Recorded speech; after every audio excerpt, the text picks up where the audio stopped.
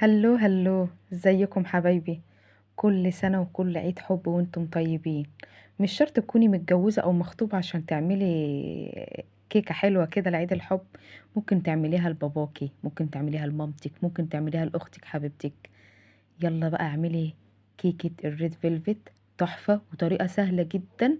انا عملتها كيكة قلب حلوة كده، وعملت منها كب كيك خطيرة وسهلة جدا جدا، ولو لسه مبتدئة هتعرفي تعمليها وأحسن من اللي أنا عاملاها كمان.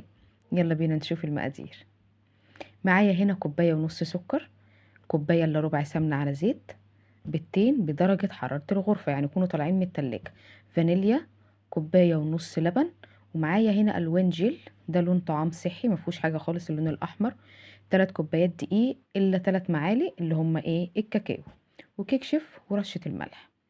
يلا بينا كده نبدأ بسم الله.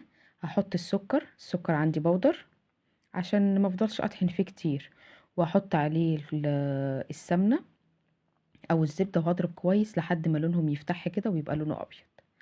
هنزل بقى عليهم البيضتين، وهنزل طبعا اول ما هنزل البيضتين هنزل معلقة خل كبيرة، والظرف بتاع الفانيليا، او لو عندي فانيلا سايبة حطي حاجة بسيطة، رشة بسيطة قوي عشان ما تمررش.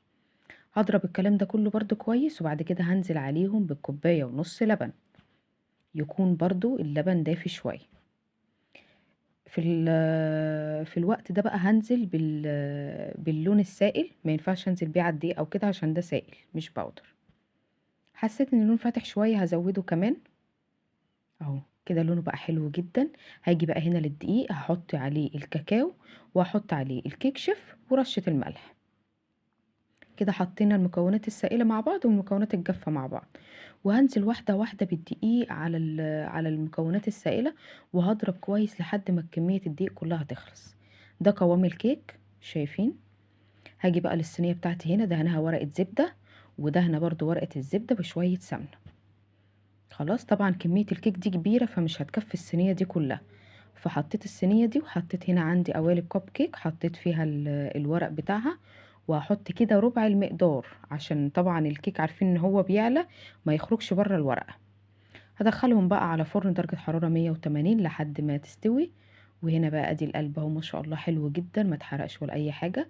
هشيل ورقة الزبدة، وهحاول بقى اقسمه كده نصين، بس اسيبه يبرد خالص بالسكينة. طبعا هو فرول شوية مني عشان عاملاه وهي كانت لسه طازة، لكن لو سبتيها لتاني يوم هتبقى حلوة جدا. هجيب بقى النص اللي تحت كده هحطه على الصينية اللي انا هقدم فيها على طول. هنعمل بقى الاول طبقة الكريم شانتيه. حطيت هنا كوباية كريم شانتيه ومعلقة واحدة من الجيلاتين، الجيلاتين بيخلي الكريم شانتيه متماسك شوية، ونص كوباية لبن. وهضرب بقى لحد ما ايه، اهو شايفين قوامه يبقى عامل منقار والمنقار ماسك نفسه. خلاص كده هجيب بقى كيس حلواني، وهعمل بقى كده روزيتات من تحت. اعملي اي حاجة مش مشكلة، لان كده كده الطبقة دي هتتغطى بالطبقة التانية. اهو هحط بقى الطبقة التانية بالراحة قوي كده، هبطط عليها بس بالراحة قوي عشان تبقى لازقة. ومن فوق برضو كده هحط بقى روزيتات بيضة كده حلوة. دي بقى خدت واحدة كب كيك وهرستها كده فرمتها وطلعت معايا الكيك المطحون ده. هزين بيه برضو كده عشان ما تبقاش بيضة سادة. عيد حب يا جماعة ولون احمر بقى ندلع نفسنا كده. ايه رأيكم؟ ودي الكب كيك وجربوها وان شاء الله تعجبكم. كل سنة وانتم طيبين.